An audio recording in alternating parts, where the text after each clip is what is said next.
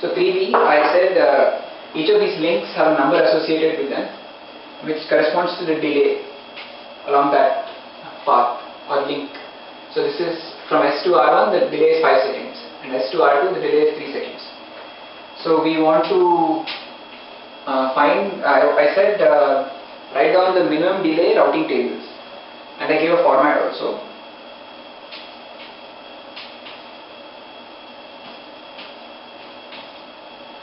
So these were the numbers I put up there, and the format was, I wanted it in the format, let's say for routing table for S.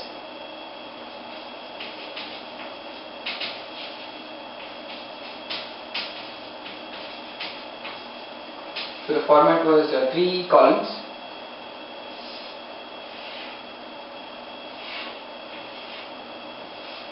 One was Rn, which was the reachable node, the next hop, and the routing cost. So the reachable node was defined as any node for which a route exists from the source. So in this case, when you're writing a routing table for S, S is the source, and you can see that a route exists to every other node. So every other node is reachable, which means since there are 6 total nodes and 1 is the source, the routing table should have 5 rows corresponding to 5 reachable nodes.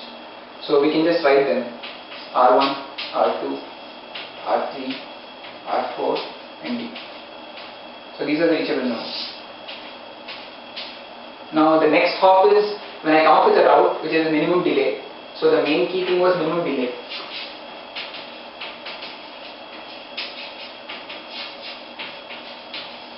So there are, like for example, minimum delay routes. So there are, so I want to calculate a route from S to R1. So this link has delay 5 seconds. But you can see that if you go to R1 through R2, that is S goes here and then here, then the delay is 3 plus 1 second, assuming the processing delay is negligible.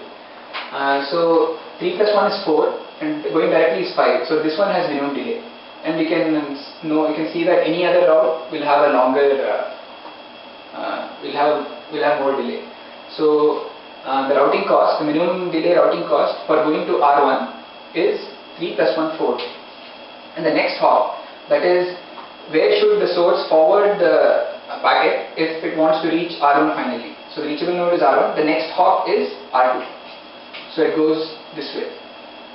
And some of you missed that I deliberately made this 2-link route have less cost than this direct link. And so you can come up with the other things also. For R2, of course, this is the shortest. So in that case, the next hop is again R2, and the minimum delay is 3. Because if we go up, it's already 5. So any route which goes to the R1 will have more delay than 3. So that is that. And for R3 is this guy. R3 again, you can see that this one, 3 plus 1 plus 1, that will be the shortest one. Because if I go through this, it's already 5, and this was 5, so anything will be more than that because you need one more link. So that one will be 5, and to go to R3 you have to go through R2, so the next hop is just R2. And for R4, you can see again this 3 plus 1 plus 1 plus 1, that is the shortest one, so that has 6. That also needs to go to R2. And for D, it is 3 plus R1 is R3, so 3 plus 1 plus 1 plus 1 plus 1, so that is 7, and that also needs to go to R2. So the next hop for all the routes in the routing table for S is just R2. So the routes don't, or the delays don't change, then whatever packet the source S gets, you can just directly forward it to R2. So in this case, the delay is 7. So that is how you do it. And